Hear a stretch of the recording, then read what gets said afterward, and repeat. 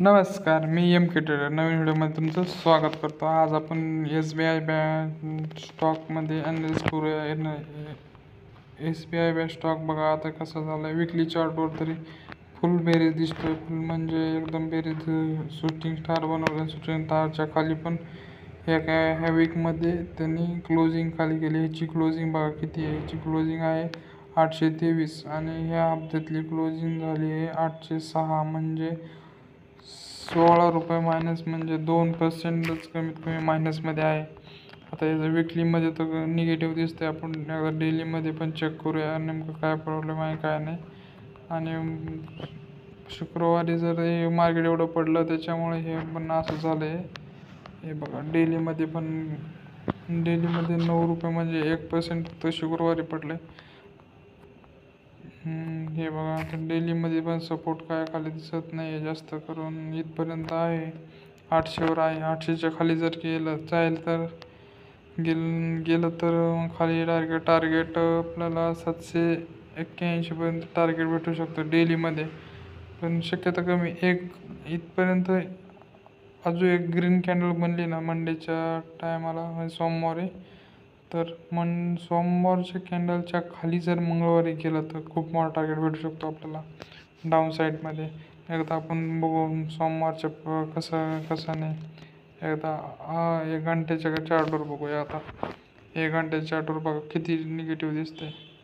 आणि हे बघा इथं पण किती सपोर्ट आहे. 1 2 3 4 वेळेस सपोर्ट घेतला तिथूनच आणि मार्केट फिरलंय. जर हे बघा आवरली चार्टमध्ये एक पण ग्रीन कॅन्डल नाही. पूर्ण रेड बनली. आता 50 मिनिटमध्ये बघू कुठं सपोर्ट दिसतोय. आणि बाईंगसाठी तर सध्या मार्केटमध्ये नाही, काहीतरी पॅटर्न बनला पाहिजे तेव्हाच आपण बाईंग करू शकतो ह्या स्टॉकमध्ये. तरी 15 मिनिटमध्ये बघूया. 15 मिनिटमध्ये पण हेच झालं आहे. एक टाईम इथं थोडासा कन्सोलिडेटिंग केलं होतं आणि म्हणलं मी पण ट्रेड घेतला होता. पण आपण साईडला घेतल्यामुळं SL गेला माझा.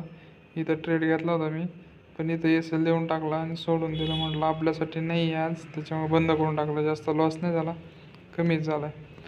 तुम्हाला जर बघायचं असेल तर आपला पहिला व्हिडिओ बघा, त्याच्यामध्ये टाकलेला आहे आपण. हे बघ 15 मिनिटवर बी काय असं 5 मिनिटवर बी नाही, 15 मिनिटवर बी नाही. जर भेटला आपल्याला ते एक चान्स भेटू शकतोय तर हो भेटू शकतो आपल्याला 804च्या खाली. 804च्या खाली जर गेलं तर आपल्याला कमीत कमी 4-5 रुपयाचा टार्गेट भेटू शकतो खाल्ल्या साईडला म्हणजे डाऊन साईडला.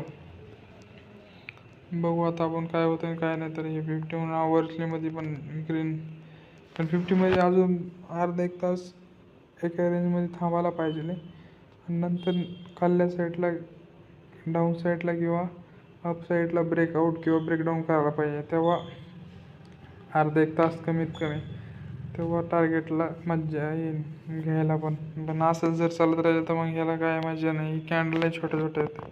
कॅन्डल बघा, ही कॅन्डल आहे फक्त 1.5 रुपयाची.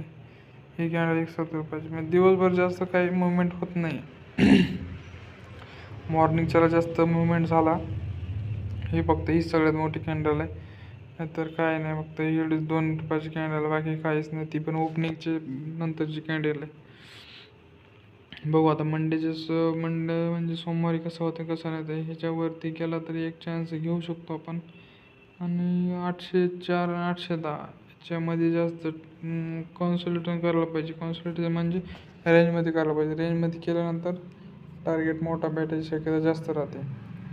बघूया आता मंडेच्या सेशनमध्ये हे 2 चान्स आहेत. त्या 2 चान्समध्ये आपण एक चान्स घेऊ शकतो. टार्गेट मोठा ठेवू शकतो अप्पर साईडला. तर 810च्या खाली कमी 8-9 रुपयाचं टार्गेट ठेवू शकतो वरती साईडला. आणि डाऊन साईडला पण 5-6 रुपयाचा टार्गेट भेटू शकतो आपण 804 गेलं तर. व्हिडिओ कसा नाही वाटला नक्की सांगा. धन्यवाद.